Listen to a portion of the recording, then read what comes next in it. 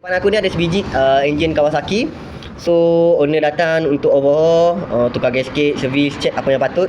So yang kita jumpa isu yang agak ketara dekat dia punya camshaft dia. Camshaft dia ada sumbing, patah. Camshaft dia ada patah, crack, putus terus, patah terus tu. Okay, nampak tak?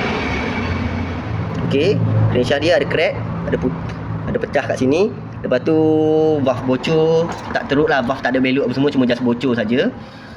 Mungkin faktor karbon ataupun tengoklah, kita belum buka lagi dia punya valve punya kedudukan. Plug so far macam tu je lah. Okey, pembakaran pun cun, tak ada masalah. Oil pump dia masalah. Oil pump dia memang ada masalah. Masalah oil pump pula dah. Water pump dia memang ada masalah. Sangat-sangat kotor, sangat-sangat tersumbat lah. Okey. Dan dia punya air cleaner pun agak teruk.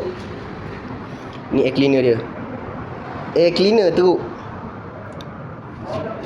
Sangat mengecewakan.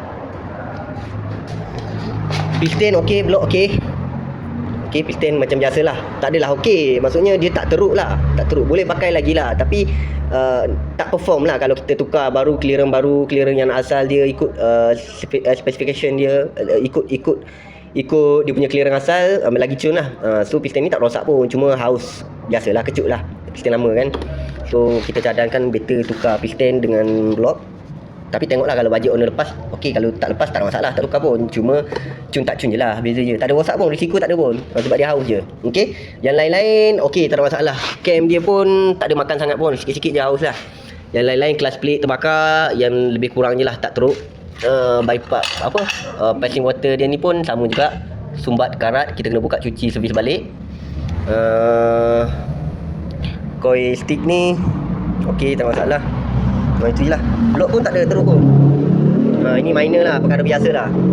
Balancer pun okey, tak ada masalah. Cuma dia punya camshaft,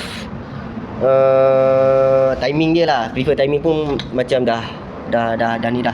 Macam tengok, dia dah stuck dah satu. Dia dah stuck, dia dah macam keras lah. Ni dia punya strainer dia. Okay, so piston pin macam biasalah. Ini minor lah ni. Ni minor lah. Okay, apa-apa pun kita update bila dah siap nanti. Okay, Assalamualaikum, selamat Hari Raya. Spek 63 boleh naik 13. Baik korang pakai standard punya, boleh naik 13, 14 lagi better. Motor standard kilang tapi boleh pergi 120 saja. Masalah RS dan RSX, jom kami bantu pulihkan top speed anda. Masalah RS atau RSX 150, kami bantu dari 750 saja. Warranty sehingga 3 bulan.